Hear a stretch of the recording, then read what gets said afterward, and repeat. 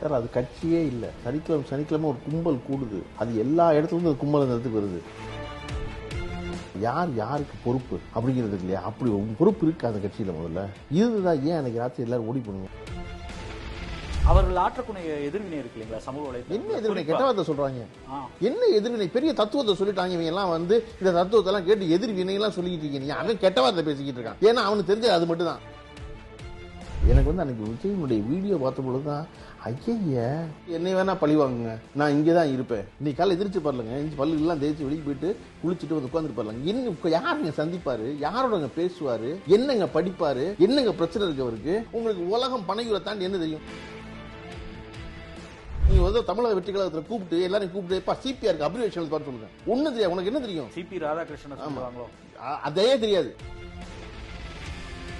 சேலத்தில் வந்து சிவராஜன் ஒரு டாக்டர் இருந்தார். பிள்ளைகளே நீங்க எல்லாம் என் பேராண்டிய மாதிரிடா, இப்படிலாம் செய்யாதீங்கடா, உள்ள பிறக்காதுடா, ரொம்ப முக்கியம் ஆரோக்கியம்டா அப்படின்னு அழுவார். அப்படியே மேடம் அதை போல நம்ம வந்து தமிழக வெற்றி கழகத்துக்குள்ள எல்லாம் பார்த்து சொல்லணும்.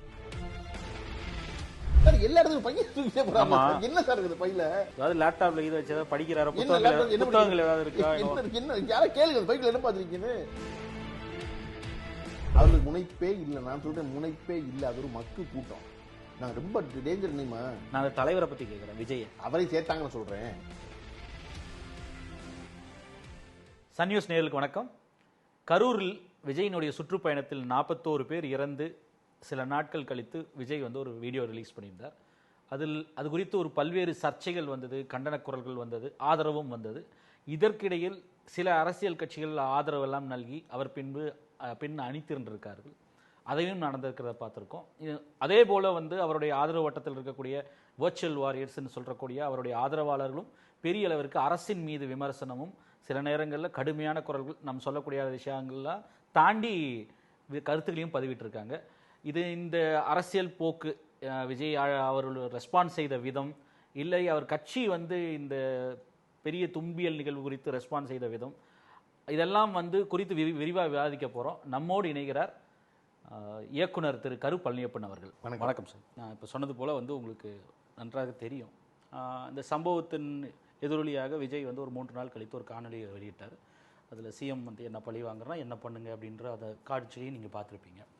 அதே போல் வந்து இன்னொரு பக்கம் அந்த கட்சியினர் வந்து எதிர்வினை ஆற்றக்கூடியது சமூக வலைதளங்களில், குறிப்பாக வந்து சோஷியல் மீடியாவில் கடுமையான ஒரு ரிக்ரெட் இல்லை, ரிமோர்ஸ் இல்லை, அந்த கட்சியினருக்கும் தலைவருக்கும் இல்லை, நிர்வாகிகளுக்கும் இல்லை, தொண்டர்கள்னு சொல்லக்கூடியவர்கள் ரசிகர்களுக்கும் இல்லை. அந்த மனநிலை என்பது ஒரு பெரிய ஒரு அச்சத்தை ஏற்படுத்தியிருக்கு. யார் வந்து வருத்தம் தெரிவிக்கணுமோ அவர்களே வந்து மித்தவர்களை குற்றச்சாட்டக்கூடிய ஒரு நிலையை நம்ம பார்க்குறோம். இது எப்படி புரிஞ்சுக்கிறது? இந்த உளவியலை இந்த கட்சியினரையும் சரி, அந்த நடிகர் தலைவராக இருக்கக்கூடிய விஜயையும் சரி, இந்த நிர்வாகிகள், அந்த அவரை பின்தொடரக்கூடியவர்கள், அந்த ரசிகர் பட்டாளமோ இல்லை தொண்டர்கள், இந்த உளவியல் எப்படி சார் புரிஞ்சுக்கிறது? இது சார் அது கட்சியே இல்லை. அது கட்சியே இல்லை. சனிக்கிழமை ஒரு கும்பல் கூடுது. அது எல்லா இடத்துலேருந்து அந்த கும்பல் அந்த இடத்துக்கு வருது. சரியா? என்னன்னா இவர்கள்ட்ட ஒரு முழுமையான ஒரு அமைப்பு முறையே இல்லை. நான் சொல்றீங்க எவர் வேண்டுமானாலும் அரசிக்கலாம் கார்த்தி, நீங்கள் வரலாம், நான் வரலாம், அந்த கேமராமேன் அண்ணன் வரலாம், யார் வேணாலும் வரலாம். ஆனால் வரும் பொழுது அதற்குரிய அமைப்பு நீங்கள் வச்சுருக்கீங்களா? அந்த அமைப்போடு இருக்கீங்களா? யார் யாருக்கு பொறுப்பு அப்படிங்கிறது இல்லையா? அப்படி ஒரு பொறுப்பு இருக்குது அந்த கட்சியில். முதல்ல இதுதான் ஏன் அன்றைக்கி ராத்திரி எல்லோரும் ஓடி போனீங்க. நீங்கள் போயிட்டீங்க. நீங்கள் வந்து தமிழ்நாட்டில் வந்து நீங்கள் வந்து நின்னீங்கன்னா எல்லோரும் தடுமாறிடுவாங்க, கூட்டம் கூடிடுவாங்க, அடுத்த வேலை பார்க்க முடியாது. அதனால நீங்கள் போயிட்டீங்க. அதுக்கு அடுத்த கட்டத்தில் யாரும் இருக்கணுங்க. ஒருத்தருமே இல்லையே, இன்றைக்கி வரையும் இல்லையே, இப்போ வரையும் இல்லை. நாள் 5 ஆச்சு, 5 நாளாக யாருமே இல்லை இந்த கரூரில். அப்போ அதுக்கு ஒரு அமைப்பே இல்லை, ஒரு கட்சியே இல்லை. அது சும்மா ஒரு படம் காட்டுறாங்க சனிக்கிழமை வந்து. அதனால் நீங்கள் வந்து அதை ஒரு முக்கியமாக எடுத்துக்கிட்டு இவர்களெல்லாம் ஒரு பேச்சுக்குள்ள வச்சுக்க வேண்டியதே கிடையாது. அவர்கள் ஆற்றக்கூடிய எதிர்வினை இருக்கு இல்லைங்களா சமூக வலைத்தளம்? என்ன எதிர்வினை? கெட்ட வார்த்தை சொல்கிறாங்க. என்ன எதிர்வினை? பெரிய தத்துவத்தை சொல்லிட்டாங்க. இவங்க எல்லாம் வந்து இந்த தத்துவத்தெல்லாம் கேட்டு எதிர்வினையெல்லாம் சொல்லிக்கிட்டு இருக்கீங்க. அவன் கெட்ட வார்த்தை பேசிக்கிட்டு இருக்கான். ஏன்னா அவனுக்கு தெரிஞ்சது அது மட்டும் தான். அதுதான் பயங்கரமாக ரீச் ஆகுது. பொறுப்பேற்க வேண்டிய சொல்லுங்க. எப்போவுமே கேளுங்களேன், ஒருத்தர் கெட்ட வார்த்தை சொல்லும் பொழுது நீங்கள் அதற்கு கோவப்பட்டீங்கன்னா தான் அதில் வெற்றி அடைஞ்சான் அர்த்தம். அவனை கண்டு நீங்கள் முதல்ல பரிதாபம் பண்ணணும். எனக்கு நிஜமாவே அந்த பிள்ளைகளை பூரா பார்த்தா பாவமாக இருக்குது, அந்த பசங்களை பூரா பார்த்தா பாவமாக இருக்குது. காரணம் அவனுக்கு ஒன்றுமே தெரியல, அவனுக்கு அவ்வளோதான் தெரியுது. கெட்ட வார்த்தையை அவனுக்கு 4 கெட்ட வார்த்தை மேலே தெரியாதுங்க. இல்லை அது வரிசையாக பேசிடுவானா? கெட்ட வார்த்தையா? சரி, கெட்ட வார்த்தையில வாப்பா, நீ ஒரு பெரிய வொக்காபுலரி புலி, நீ அதில் பேசுவா கண்டினியூஸா. ஒரு கட்டளை எழுதி வாப்பா, அதில் போய் சொன்னால் வெளியிட்டு வந்துடுவானா? 4 தான் தெரியும். அதுக்கு மேலே ஒன்று அப்புறம் பிளாஸ்ட் பண்ணுறது தான். வைப் பண்றோம், பிளாஸ்ட் பண்றோம், எல்லாரையும் தெரிச்சு ஓட விடுறோம் அப்படின்னு இவன் மொத்த வொக்காபுலரியும் 100 வார்த்தைகள் அடங்கிரும். ஆனா அதுலயே அவர்கள் சொல்லக்கூடிய விஷயம், ஒரு இளைஞர் வந்து அந்த துண்டு போட்டு ஒருத்தர் சொல்றாரு, என் முன்னாடியே 4 பேர் மயக்கம் போட்டு விழுந்துட்டாங்க, ஒருத்தங்க வந்து தங்கச்செயின் கழண்டு விழுந்துருச்சு, மெட்டியெல்லாம் உடஞ்சி போச்சு, அதை சொல்லிட்டு செம்ம மாசுங்க அப்படின்னு சொல்லக்கூடிய இருக்கு இல்லையா? இந்த இளைஞர்கள் நீங்க சொல்லும் போது உங்களை பார்த்து பரிதாபப்படுறோம். ஆனா அந்த ஒருத்தருடைய பெயின் இருக்குல்ல, வலியை கொண்டாடுற ஒரு மனநிலை, இதை வந்து தெரியாது சார். அது அவனுக்கு தெரியாது. நான் என்ன சொல்றேன், அவன் பூரா மாங்கலாயிடுச்சு, அறிவு வளர்ச்சி குன்றியவங்க. அவனை போய் நீங்க கண்டு பரிதாபம் தான் பண்ணணும். ஐயோ இந்த பிள்ளை இப்படி இருக்குல்லே அப்படின்னு. நீங்க என்னன்னா சாதாரணமா உங்கள் வீட்டில் உங்களையும் என்னையும் எல்லோரும் என்ன சொல்லி வளர்த்துருப்பாங்க அப்படின்னா, பெரியவங்க வந்தா எந்திரின்னு சொல்லி வளர்த்துருப்பாங்க. ஒரு பேருந்துல, பொது இடத்துல, மருத்துவமனையில அந்த இடத்துல உட்காந்துருந்தேன்னா உன்னை விட வயதானவர்கள் தான் எந்திரிச்சு இடம் கொடுக்க சொல்லிப்பாங்க. இன்னைக்கு யாரா இடம் கொடுக்குறான் பார்க்குறீங்களா? எல்லாம் குனிஞ்சு ஃபோனை பார்த்துட்டு இருப்பான். இந்த பக்கம் யார் இருக்கானே தெரியாது. இன்னொரு பழக்கம் வச்சிருக்காங்க இந்த பையில பூரா. நீங்க பார்த்தீங்கன்னா ஒரு ஹேவர் சாக் மாட்டிருப்பான் பின்னாடி மாட்டிட்டு நடந்து போவான். இவன் கடந்துட்டா பையும் கடந்துருச்சுன்னு நினச்சிக்குவான். இவன் தான் அந்த இடைவெளிக்குள்ள போயிருப்பான். பின்னாடி பை வரும், பை பின்னாடி இருக்க வயசான ஆளை இடிக்கும். இவன் திரும்பி சாரிலாம் கேட்க மாட்டான். ஏன்னா அது அவன் இடிக்கலை, அவன் பை இடிச்சிருக்கு. இடிச்சிட்டு போய்கிட்டே இருப்பான் அவன் பாட்டுக்கு. நீங்கள் சாதாரணமாக ஒரு இடத்துல ஒரு கடையில் நின்று கதவு எய்த்தா வரணும் திறங்க, எய்த்தாவில் பையன் வருவான், ஒரு பொண்ணு வரும் 20-22 வயசில். இந்த உங்களுக்கு கதவு பிடிச்சிருப்பீங்க இல்லையா, உங்களுக்கு தேங்க்ஸ் சொல்லிட்டு போக மாட்டாங்க இவங்க. அவன் இந்த கதவுக்குள்ள விலகி போயிடுவான்.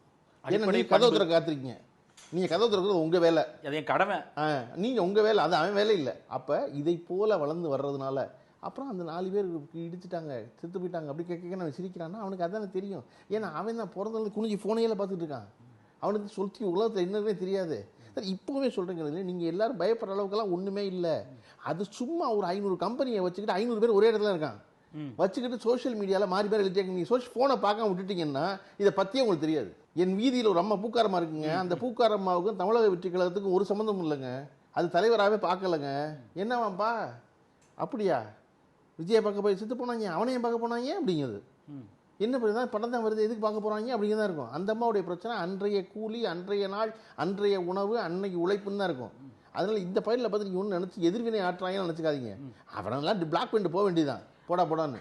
அதை நீங்கள் சொல்வதனாலே நான் இன்னொரு கேள்வி கேட்க வேண்டியிருக்கு. பொதுவாக இப்போ இந்த விஷயம் வந்து விவாதப்படுத்தவும் இப்போ செஞ்சுருக்காங்க, டிவிலையும் சரி எல்லா ஊடகங்கள்லையும். அடிப்படையாக ஒருத்தர் கேட்குறது, நாம் பெரியார் மண், ஒரு திராவிடத்தில் பெரியாருடைய சிந்தனைகள், அம்பேத்கருடைய கருத்துக்கள், அதுவும் பொது உடைமை எல்லாத்தையுமே உள்வாங்கி ஒரு பக்குவப்பட்ட அரசியல் ரீதியாக பக்குவப்பட்ட மண் அப்படின்றத நம்ம எப்போவுமே மாறுதட்டி கொள்கிறோம். உண்மையும் கூடாது. அதனால தான் வந்து பாஜகவை வந்து தொடர்ந்து இந்த கம்யூனல் அரசியல், மதவாத அரசியலையும் வந்து ரெசிஸ்ட் பண்ணுறாங்க. லாஸ்ட் பேஸ்டின் எல்லாம் இன்று வரை போற்றப்படுகிறது. ஆனால் இங்கே இருக்கக்கூடியவர்கள் ஒரு இறப்பை கொண்டாடக்கூடிய மனநிலையில் இருக்கான இவர்கள் என்ன மாதிரி அரசியலுக்கு தயார்படுத்தி இருக்க ஒரு இளைஞர்கள் இல்ல அரசியலே கேள்வி கேட்கக்கூடிய இளைஞர்கள் இவர்களா இல்லை, இது கிடையாது. சரியா, சாம்பிள் வந்து இது கிடையாது.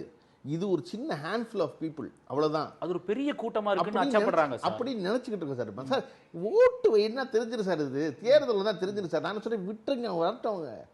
நான் வச்சுக்கிற வேண்டுகோள் அவர்கிட்ட வந்து 2 தான். ஒன்று, நீங்கள் நல்லா வாங்க, அதுக்கு முன்னாடி அமைப்பாகுங்க. உங்களுடைய அடுத்தடுத்த வரிசை எதுன்னு சொல்லுங்கள். சரியா, உங்கள்கிட்ட ஒரு ஹைரார்க்கி வேணும். யார் சொன்னால் யார் கேட்பீங்கன்னு வேணும் இல்லையா, யார் பொறுப்புன்னு வேணும். நான் ஒன்றும் இல்லை சொல்கிறேங்களுங்க, லாக்அப் மரணமாக அஜித்குமாருடைய மரணம் நடந்துருச்சு. ஆமாம், நடந்தோன்னா நம்முடைய முதல்வர் செஞ்ச முதல் காரியம் என்ன அப்படின்னா சாரி மானர். ஆமாம், சரியா, சாரி சொன்னால் சரியாக போயிருமா இல்லையாங்கிறது அப்புறம். ஆனால் ஒரு முதிர்ந்த அனுபவம் பெற்ற அரசியலில் பழகிய ஒருத்தர் வந்து முதல்ல எடுத்தோன்னே சாரி மானர். தப்பு தான், இது நடந்திருக்கக்கூடாது, நடந்துருச்சு. முதலமைச்சர் போய் சாரிமான்னு கேட்குறது அவருக்கு இருக்கிற பொறுப்புணர்வு. சரியா, ஒரு தவறு செஞ்ச ஒரு காவல்துறையாக இருக்கலாம், ஆனால் அந்த காவல்துறைக்கு யார் பொறுப்பு? நான் தான் பொறுப்பு. முதல்ல ஒரு தலைவனுடைய பண்பு என்ன, முன்னுக்கு வந்து பொறுப்பேற்றுக்கணும். ஆமாம், நீ அதை விட்டு நீ இருக்க அந்த சாரிமா கவர்மெண்ட் அதை தான் சொன்ன, அதுதான் சாரிமா கவர்மெண்ட். நீங்கள் அது கூட கேட்க மாட்டேங்கிறீங்க, நீ பொறுப்பேற்றுக்க மாட்டேங்கிறீங்க. உங்களை பழி வாங்கன்னா வாங்க, உங்களுக்கு அவரோட உங்களுக்கு என்ன வாழ்க்கையாக வரப்பு தராரு? உங்களுக்கு இப்போ பழி வாங்குறதுக்கு என்ன இருக்குது? அவர் வளர்ச்சி பிடிக்காம இந்த மாதிரி சதி பண்ணியிருக்காங்க. இவருடைய வயதை விட கூடுதல் அவருடைய அனுபவம். உண்மைதான் இல்லையா? இவ்வளவு நாகரீகமாக இவ்வளவு இதோட ஒருத்தர் வந்து அணுகவே முடியாததை. எனக்கு வந்து அன்றைக்கி விஜயனுடைய வீடியோ பார்த்த பொழுது தான் ஐய அப்படின்னு தோணுச்சு எனக்கு. அது வரையும் கூட அவருக்கு அது பழக்கம் இல்லை. ஏன்னா சின்னதாக நீங்கள் வந்து பத்திரிகையாளர் சந்திச்சிருந்தீங்கன்னா உங்களுக்கு இக்கட்டான சூழலில் பத்திரிகையாளர்களை எப்படி எதிர்கொள்வதுன்னு தெரியும். பழக்கம் இல்லாதனால நீங்கள் வந்து வெளியே ஓடுறீங்க போது தான் நான் நினச்சிக்கிட்டு இருந்தேன். திருப்பி அந்த வீடியோ வந்ததுக்கப்புறம் தான் எனக்கு புரிஞ்சிச்சு, ஐயே இவர்களுக்கு தெரியலைன்னு, இவர்களுக்கு அக்கறை இல்லைன்னு. இவங்க என்ன வேணாலும் நடந்துட்டு போகுது, பார்த்துக்கலாம். இந்த படம் ஃபெயிலியரு, அந்த ப்ரொடியூசர் தொலைஞ்சான் போயிட்டு போகிறான், நமக்கு தான் அடுத்த படம் இருக்குல்ல, அப்புறம் பார்த்துக்குவோம் அப்படின்னு. அந்த மாதிரி மனநிலை தானங்க அது. சாவையும் வந்து 49 மரணங்களையும் ஒரு சினிமாவோட ஒப்பிட முடியுமா? அப்படி தான் சார். அவருக்கு வேறு ஒன்றுமே தெரியல சார். சார் அவருடைய கடந்த 25 ஆண்டு கால வாழ்வு என்ன? ஒன்றும் இல்லை. இன்னைக்கு காலையில் என்னங்க செஞ்சிருப்பாரு விஜய்? இன்னைக்கு காலையில் எந்திரிச்சு பாருங்க, எந்திரிச்சு பல்லு எல்லாம் தேய்ச்சி வெளியே போயிட்டு குளிச்சுட்டு வந்து உட்காந்துருப்பாருங்க. இன்னும் யாருங்க சந்திப்பார், யாரோடங்க பேசுவார், என்னங்க படிப்பார், என்னங்க பிரச்சனை இருக்கு அவருக்கு? கட்சி ஆஃபீஸ்க்கு வருவாரா காலை கிளம்பி? நான் சொல்ல விஜயகாந்த் ஒருத்தர் இருந்தாருங்க, நான் பார்த்துருக்கேங்க. காலையில் வீட்டில் சாலிகிராமத்தில் குளிச்சு விட்டு கிளம்பி கோயம்பேடு ஆஃபீஸ்க்கு வருவார். ஆமாம், என்னடா எப்படி இருக்கீங்க அப்படின்னு 10 பேர் கேட்பார். 10 பேர் கட்சிக்காரன் வருவான், அவன்கிட்ட பேசுவார். சரியா, என்ன செய்யலாம் அடுத்து திட்டமிடுவாங்க, என்ன கூட்டத்துக்கு போகலாம் பேசுவாங்க, என்ன கூட்டம் வச்சிருக்கீங்கன்னு பேசுவாங்க. மத்தியானம் சாப்பாடு வரும், 15 பேர் உட்காந்து சாப்பிடுவார். சரியா, சாப்பிட்டு போட்டு வீட்டுக்கு போவார், தூங்குவார், திருப்பி எந்திரிச்சு போட்டு சாயந்தரம் ஆஃபீஸ் தான் வருவார். இல்லையா, படப்பிடிப்பு இல்லாட்டினா ஒரு உரையாடல் இருக்கும், ஒரு வேலை இருக்கும்ல. காலை எந்திரிச்சு நீங்க காலை பனையூர்லேயே எந்திரிச்சு பனையூர்லேயே சாப்பிட்டு பனையூர்லேயே தூங்கி பனையூர்லேயே எந்திரிச்சு பனையூர்லேயே சாப்பிட்டு பனையூர்லேயே தூங்கி, உங்களுக்கு உலகம் பனையூரை தாண்டி என்ன தெரியும்? உங்களுக்கு யார் நண்பர்கள், யார்கிட்ட பேசுறீங்க? நீங்க குறைஞ்சபட்சத்தை எழுதி கொடுக்குறாங்கல்ல, அவர்களோட பேசுறீங்களா? தெரியாது. பேப்பர் வாங்கி பேசுவீங்களா? தெரியாது. இல்லைன்னா ஏன் குனிஞ்சு ராமலிங்கத்தை படிக்கிறீங்க? நாமக்கல்ல போய் ராமலிங்கம் ஏன் குனிஞ்சு படிக்கிறீங்க நீங்க? அப்போ கடந்த கிட்டத்தட்ட 25 ஆண்டு காலமாக ஒரே மாதிரி இருக்கு வாழ்க்கை. அதே காஸ்டியூமர், அதே டிரைவர், அதே ஆளு, ஒரே இது மாறதே கிடையாது. எல்லாரும் அண்ணன் சொல்றான். யாரை எழுத்து பேசுறாங்களா? ஏய் முட்டாள் மாதிரி பேசாத அப்படி யாரும் சொல்லிக்காங்க. என்ன இன்னைக்கு வரை சொல்றாங்க செய்தது தவறுன்னு குட்டி சுட்டி காட்டுறதுக்கு ஒரு ஆள் யாராவது சொல்லணும்ல. இடிப்பாரா இல்ல ஏமாறாமன்னு கெடுப்பார் இல்லாம கெடுப்பு சொல்லணும்ல யாராவது. எல்லா கட்சியும் இருந்திருக்காங்கல்ல, இந்த கட்சியில இருந்திருக்காங்கல்ல தலைவர்ல. தலைவர் நீங்க சொல்ற தலைவர் எல்லாமே சரின்னு சொல்றாங்க. ஒவ்வொரு கட்சியிலையும் மனசாட்சின்னு இருந்திருக்காங்க. கடுமையா இருப்பார் அந்த ஆளு. நீங்க வந்து கலைஞர் பாத்தீங்கன்னா முரசொலி மாறன் அவர்கள் வந்து மிக கடுமையா பேசுவார். கட்சிக்காரர்களா இருந்தாலும் சரி, தலைவராக இருந்தாலும் சரி, அவர் மனசுல நினைச்சதான் பேசுவார் முரசொலி மாறன். ஒரு கட்டத்தில் எல்லாருக்கும் என்னன்னா முரசொலி மாறனை கண்டா அஞ்சுவாங்க கட்சிக்காரங்க. ஏன்னா உடனே சொல்லிடுவாரு, எதுவாக இருந்தாலும் நேரடியா. கலைஞருடைய மனசாட்சிம்பாங்க, கலைஞரே சொல்லிடுவாரு. கலைஞர் கிடைச்ச என்ன சொன்னாருன்னா, நீங்க முரசொலி மாறன் அப்படி பேசுறா நினைச்சுக்காதீங்க, அவர் என்னுடைய மனசாட்சின்னு கலைஞர் சொன்னாரு. நான் ஒரு தலைவர், நான் எல்லாரும் தழுவி கொண்டு போக வேண்டியவன், நான் எல்லாத்தையும் சொல்ல முடியாது. ஆனா அவன் சொல்றது சரின்னு சொல்லணும்ல. பரவாயில்ல, எடுத்து பேசிட்டு போறதுன்னு. நம்ம இப்ப முந்தா நாள் சென்னையில் மிக நீளமான பாலத்திற்கு வந்து தன் கட்சியின் தொண்டன் பேர் வைத்து மகிழ்ந்தாரு. அன்பழகன் பேரு அன்பழகன். நீங்க அன்பழகனோட பழகியவர்களை கேட்டீங்கன்னா தெரியும். அன்பழகனுக்கு வந்து ஒரு பொழுதும் எந்த இடத்துலையும் யாரும் எந்த தயக்கமும் இருக்காது. அவர் மாவீரர் அன்பழகன் ஏன் சொல்லப்பட்டாருன்னா, என்ன மாவீரர் 15 பேர் படத்தை கட்டிட போனார். அவர் ஏன் மாவீரரா தன் மனதில் பட்ட கருத்தை எதற்கும் தயங்காம சொல்லக்கூடிய, சட்டசபையாக இருந்தாலும் சரி, கட்சி ஆஃபீஸாக இருந்தாலும் சரி, அவர் சொல்லுவார்.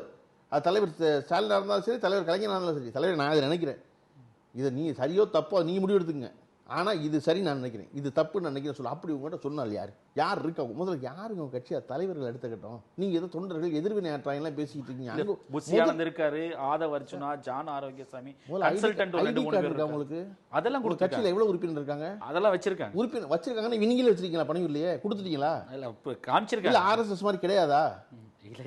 அட்டை இருக்கு. எவ்வளவு பேர் இருக்காங்க? உறுப்பினர் எத்தனை பேர் மொத்தம் உங்களுக்கு? அது தெரியல. அதுவும் வந்து நீங்க சோசியல் மீடியால அதை குறித்து அவங்க சொல்றது அதுதான் சார் சொல்றேன். சொல்லணும்ல ஒரு கட்சி உறுப்பினர் சார். வேற எந்த கட்சி எடுத்தீங்கனாலும் இன்னைக்கு உறுப்பினர் ஒன்று இருக்கு சார். என் கட்சியில் இத்தனை பேர் உறுப்பினர் இருக்காங்க, இவ்வளவு புதுசாக சேர்ந்திருக்காங்க, பழைய ஆள் இருந்தாங்க, புதுசாக இருந்தாங்க, இவ்வளவு சந்தா கட்டிருக்காங்க, வாங்கியிருக்காங்க, ஏதாவது ஒன்று இருக்கு உங்கள்கிட்ட, ஏதாவது இருக்கா தெரிஞ்சுக்க தான் விரும்புறேன். ஏன்னா 40 பேரை கொண்டுட்டோம் எல்லாருமே சேர்ந்து. எல்லாருமே நானும் தான், நீங்களும் தான். கண்டிக்காம இருந்தோம்ல. ஆமா, 2 வருஷமா கண்டிக்காம இருந்தோம்ல. ஒரு கூட்டு பொறுப்பு இருக்கு. ஆமா, நம்ம கூட்டு பொறுப்பு நம்ம கண்டிக்காம இருந்தோம்ல. நம்ம பயந்தோம்ல, கெட்ட வார்த்தை பேசலாம் இதுன்னு. அதுதானே சார் பேசாம இருந்தோம் எல்லாரும். கொண்டாடப்பட்ட ஒண்ணு பேசினா கெட்ட வார்த்தை பேசுவாங்க பயந்தோம். அப்ப நம்மளும் தானே காரணம். இல்ல இவர் ப்ரோமோட் வேற பண்ணமே. அதுதான் சொல்றேன். படை பலத்தோட பராக்கிரமத்தோட வந்து வந்தாரு, இந்த ஊருக்கு வந்தாரு, அந்த ஊருக்கு சோழ பண்ணி விஜய்னு. அது என்னன்னா அந்த பத்திரிகையாளர் சொல்ற நேத்து ஏன்பா தண்ணி பாட்டில் கொடுக்கல அப்படின்னு கேட்டா, நீங்க தண்ணி பாட்டில் கொடுக்கலன்னா அவங்க கொடுக்கல, என்ன அரசாங்கம் கொடுக்கட்டுவீங்க? நீங்க போய் கூட்டத்தை கூட்டுவீங்களா? கூட்டினதுக்கு நீங்க ஒண்ணுமே செய்ய மாட்டீங்களா? அரசாங்கம் என்ன செய்யணுமா? எல்லாரும் தண்ணி பாட்டில் வாங்கி கொடுக்கணும். நல்ல வேலை காலையில டான்ஸ் ஆகி டயர்டா இருக்காங்க, எல்லாரும் 10 பேர் ஆளை போட்டு கையை காலை அமுக்கி விடுங்கன்னு சொல்லாம இருந்தாங்க இவங்க. நீ தான் செய்யணும், அரசாங்கம் தான் பாத்துக்கணும். கையை கால அமுக்கி விட்டு தான் அனுப்பணும் அவங்களுடைய எடுத்து. அப்ப அந்த தலைவரான விஜய் வந்து அவருடைய ரியாக்ஷன்றது அவர் அன்ஃபிட் சார். அவர் அன்ஃபிட். நான் சொல்றது எல்லாருமே எல்லாத்தையும் கத்துக்கிட்டு வந்துடுறது இல்லை. விஜய் சினிமாவில் எல்லாத்தையும் கத்துக்கிட்டு வந்தாரு, அனுபவம் தான். நீங்க சினிமாவில் எவ்வளவு சின்சியரா இருந்தீங்க. விஜயே தன்னை யோசிச்சு பார்த்து 2 ஆள் நிப்பாடிக்கும். நான் ஒரு சினிமா நடிகனாக என்னுடைய பங்காற்றியது என்ன, நான் என்னவாக இருந்தேன், அரசியல் தலைவராக இந்த 2 ஆண்டு காலமாக நான் என்னவாக இருந்தேன் விஜய் யோசிச்சு பார்த்துக்கிட்டேன் சார். நான் சொல்லி இந்த பிள்ளையெல்லாம் விட்டுருங்க, இவங்க எல்லாம் பாவம். விஜய் வந்து சினிமாவில் எனக்கு விஜயை தெரியும். சினிமாவில் அவர் அவ்வளவு சின்சியர். சரியா, அவர் நவரசம் காட்டிக்க நடிப்பண்டிப்பாரா தெரியாது. சரியா, காட்ட தெரியாது, அவருக்கு நடிக்க தெரியாது. ஆனால் அதனுடைய சினிமாவை வேலையை எடுத்துக்கிட்டதுனால நேரம் தவறாமையும் வர்ற கொடுத்த தேதியை வந்து ஹானர் பண்ணுறதும் மிகச்சரியாக பண்ணுவார். அவர் ஒருத்தர் குறை சொல்ல மாட்டாங்க. வர்றதா 7 மணி படப்பிடிப்பு அப்படின்னா 6:55 வந்து நிற்பார் அவர். ஒரு பேட்டியில் அவரே அதை சொல்லியிருக்காங்க. ஆனா இங்க 7 மணி நேரம் அதான் சொல்றேன். அதனால தான் அவரே யோசிச்சுக்கிட்டு, அவரே வீட்டில் உட்காந்துருக்காருல்ல, அந்த சார் அவரே யோசிச்சுக்கிட்டோம். நம்ம வந்தமே இது என்ன செஞ்சிருக்கோம், அது என்ன செஞ்சிருக்கோம். சும்மா கையில் பேப்பரை வச்சுக்கிட்டு அப்படியே சுற்றி பேசி, அது கையில் பேப்பர் வச்சு என்ன பேசுனீங்க, அது சும்மா ஆன்டி இன்கம்பன்சி இருக்கிற ஆளுங்கட்சி இருக்கோ அதை எதிர்த்து எல்லா தகவல் பொய்யான தகவல். அது ஒவ்வொரு தடவையும் நீங்கள் கூட்டம் போயிட்டு வந்தோன்னு பார்த்தீங்கன்னா உங்களை வச்சு செங்கலாக உடைக்கிறாங்க. நீங்கள் போய் நாகப்பட்டினத்துக்கு போயிட்டு வந்தீங்க, ஆளூர் ஷானவாஸ், அதுக்கப்புறம் இருக்க சேனல் ஒன்றும் இல்லாமல் கூப்பிட்டு என்னெல்லாம் விஜய் தப்பாக சொன்னார் வரிசையாக பட்டியலிடுறாரு. திருப்பி இங்கே வந்தீங்க, நீங்கள் நாமக்கல் வந்தீங்க, மருத்துவர்லேன்னு சொல்கிறாங்களே சார் அது எப்படின்னு சொல்லிட்டு கிளம்பி போனீங்க. கிளம்பி போனால் சாயந்தரம் அத்தனை மருத்துவர் இருந்தனால தான் 41 நின்றுச்சு. கார்த்தி, உங்களுக்கு தெரியாது இது. அன்றைக்கி அரசு மருத்துவர்களும் தனியார் மருத்துவர்களும் இவ்வளவு பேரும் யாரும் நீட் படித்து வந்தவன் இல்லை. அன்றைக்கி வைத்தியம் பார்த்தா யாருமே நீட்டில் வந்தவன் இல்லை. நார்மலாக மார்க் எடுத்து +2 மார்க் வச்சு டாக்டருக்கு படித்து வந்த ஆட்கள். சரியா, 100க்கு மேல டாக்டர் வந்து 2 மணி நேரத்துல காவல்துறை பண்ண வேலை இருக்குல்ல. காவல்துறை வந்து இன்னைக்கு தமிழ்நாட்டில் இருக்கிற காவல்துறையில் சேர்ற கடைநிலையில் சேர்ற அவ்வளவு பேருக்கு சிபிஆர்னா என்னன்னு தெரியும், செயற்கை சுவாசம்னா என்னன்னு தெரியும், நெஞ்ச குத்தி இதயத்தை எங்க வைக்க தெரியும். அது ஒரு போலீஸ் கான்ஸ்டபிள் பெண்ணோ ஆணோ யாராக இருந்தாலும் அன்னைக்கு அவ்வளவு காவல்துறை ஆட்களும் அவ்வளவு பேரும் வச்சு சிபிஆர் வேலையை பார்த்ததுனால தான் இத்தனை பேர் பொழைச்சாங்க. உங்களுக்கு தெரியுமா? போகிற போக்கில் சும்மா சொல்கிறதா, போலீஸை குறை சொல்கிறதா? உங்களுக்கு சிபிஆர் நம்ம என்ன தெரியுமா? நீங்கள் ஏதோ தமிழக வெற்றி கழகத்தில் கூப்பிட்டு எல்லாரையும் கூப்பிட்டு எப்பா சிபிஆருக்கு அப்ரிவேஷன் எழுதுப்பான்னு சொல்லுங்கள். சிபிஆர்னா என்ன தெரியுமா? அப்ரிவேஷன் வேண்டாம். சிபிஆர்னா என்ன தெரியுமா உனக்கு? ஒன்றும் தெரியாது. உனக்கு என்ன தெரியும்? ஏதாவது செத்து போனாங்கன்னா ஓடி போக தெரியும் அங்கிருந்து அவ்வளோ பேருக்கும். சிபி ராதாகிருஷ்ணன் சொல்லுவாங்களோ அதே தெரியாது. வேற யாராவது அனுப்பிச்சா தெரியாமல் போயிருமே. உங்களுக்கு தான் ஹேமாமாலினி அனுப்பிச்சிருக்கு, அப்போ தான் உங்களுக்கு தெரியும்னு. அவ்வளவு குறைத்து மதிப்பு தெரியாதுங்க உங்களுக்கு, தெரியாதுங்க உங்களுக்கு, ஒண்ணுமே தெரியாதுங்க. அவங்க வந்து குழு அனுப்புறாங்களாம், ஒரு நாள் உண்மையை கண்டறிஞ்சிட்டாங்களாம். அவங்க கண்டறிஞ்சிட்டு அவர் போறாரு, அவர் கிளம்பிங்கிறது. உடனே அவர் போனோடனே இவர் வீடியோ கொடுக்குறாரு. இவர் வீடியோ போட்டு வந்து என்னை வேணா பழி வாங்குங்க, நான் இங்கே தான் இருப்பேன் அப்படின்னு சொல்லி வச்சுக்கிட்டு, ஏப்பா உங்களுக்கு தெரியும்ல அந்த புஷியாந்த வர சொல்லு, புஷியாந்த ஒழிச்சு வச்சிருக்குது நீங்க தானே, அவர் தேடிட்டு இருக்காங்கல்ல, எங்க இருக்கான்னு யாருக்கு இது வரைக்கும் தெரியாது. அவர் காருக்குள்ள உட்கார்ந்தாலே டயர்ட் ஆகிற ஆளு. மற்றவங்களாம் டயர்டாகி போய் காரில் உட்காருவாங்க, அவர் காரில் உட்காந்தே டயர்டாயிருவார். எங்கே போனார் இப்போ அவர்? ஏன் ஒளினீங்க முதல்ல? சார் உங்களுக்கும் தெரியாது, நீங்கள் நோக்க. அது எனக்கு முதல்வர் வந்து எவ்வளவு கனிவோடு இவர்களை அணுகிறார்கள் நான் அந்த வரைக்கும் தான் புரிஞ்சுக்கிட்டேன். என்னென்னா, எந்த கட்சி தலைவரும் தன் தொண்டர்களையோ தன் கூட்டத்துக்கு வந்தவர்களோ இறந்து போவதை விரும்ப மாட்டார்கள். இவரை கண்ணியமாக உங்களை டீல் பண்ணுறாரு. உங்களுக்கும் தெரியாதுல்ல? தெரியாது. கூட்டத்தை எதிர்பார்த்திருக்க மாட்டார்ன்ற விஷயத்தை அவர் சொல்றாரு. ஆமா, நீங்க கூட்டத்தை பார்த்தோன்னே நீங்க அதில் எக்ஸைட் ஆகிட்டு மேலும் மேலும் அந்த கூட்டத்தை வெறி கொண்டு ஏற்றுனீங்க, வைப் பண்ண ட்ரை பண்ணீங்க. அதில் இது நடந்து போச்சு. நீங்க பேச ஆரம்பிக்கும் போதே, விஜய் அவர்கள் பேச ஆரம்பிக்கும் போதே பல இறப்பு நடந்துருச்சு அப்படின்னு தான் இருக்க முடியும். ஏன்னா இது வந்து ஸ்டாம்பீடு இல்லை, ஒருத்தர் தள்ளி ஏறி மிதிச்சு போகல. அவர் பேசிக்கிட்டு இருக்கும்போதே கீழே கடந்து போறாங்க, ஒருத்தரும் ஆம்புலன்ஸ் கூப்பிடுறாங்க, வந்து போய்கிட்டு இருக்கு. அது புரியல, உள்ளபடி மேலேருந்து புரியாது. ஏன்னா உங்களை சுற்றி ஃபோக்கஸ் லைட் இருக்கு. உங்களுக்கு பக்கத்தில் இருக்க 10 அடி தெரியாது, தூரம் தான் தெரியும். கீழே என்ன இருக்குன்னு தெரியாது, பக்கத்தில் யாராவது சொன்னால் தான் தெரியும். ஏன்னா முழு வெளிச்சத்தில் இருப்பீங்கல்ல, அவ்வளோ வெளிச்சம் உங்கள் மேலே இருக்கும். அப்படிங்கும்போது தெரியாமல் நடந்து போச்சு. தெரியாமல் நடந்து போச்சு இல்லை, அதற்கப்புறம் அதற்கு யாராவது ஒருத்தர் பொறுப்பேற்றுக்க முடியும். இல்லை, அவருக்கு வந்து எச்சரிக்கைலாம் பண்ணுறாங்க இந்த மாதிரி. அதான் தெரியாது இல்லை, இப்படி நடக்கணும்னு தெரியாது. நான் எல்லா ஊருக்கும் போயிருக்கேன், அங்கெல்லாம் நடக்காது, இங்கே மட்டும் எப்படி நடந்துச்சு? அப்படி அப்படி தான் நடக்கும். ஒருத்தர் வண்டி ஓடுத்தரில் கார் எடுத்து கையில் கொடுத்தீங்கன்னா ஒருத்தன் இறக்கும் போதே மோதிடுவான், ஒருத்தன் கொஞ்சம் தூரம் போய் 2 பேரை உரசிவிட்டு தள்ளி போய் மோதுவான் 3வது தெருவில். இன்னொருத்தர் என்ன செய்வான், ஹைவே வரையும் போயிடுவான். ஹைவே வரையும் போய் அங்கே மீடியன் சென்ட்ரல் மீடியனில் விடுவான். சென்ட்ரல் மீடியனில் விட கடைசியாக போன விட்டுச்சான் பாருங்க. அவனை கூப்பிட்டு சொல்கிறதா, என்ன எனக்கு கார் ஓட தெரியாது, நீங்கள் நான் இவ்வளோ தூரம் தாண்டி வந்தேன், ஆழ்வார்பேட்டை தாண்டினேன், மவுண்ட் ரோட்டை தாண்டினேன், ஜிஎஸ்டி ரோட்டுக்கு வந்துட்டேன், இப்போ வந்து இடிச்சா சென்ட்ரல் மீடியன் நீங்கள் கட்டினது தப்புமீங்களா? நீங்கள் 2 தடவை தப்பிச்சிட்டீங்க. உங்களுடைய எல்லா கூட்டங்கள்லையும் இதை போல் மயக்கம் அடைவதும் டீஹைட்ரேட் ஆனவனும் சஃபகேஷன் ஆனவனும் இருந்துகிட்டே இருந்திருக்காங்க. நீங்கள் அதை பற்றியெல்லாம் கவலையே படலை. இல்லை, இது குறித்து ஒரு விளக்கம் அரசு சார்பாக அதிகாரிகள் எல்லாருமே அமர்ந்து கொடுக்குறாங்க.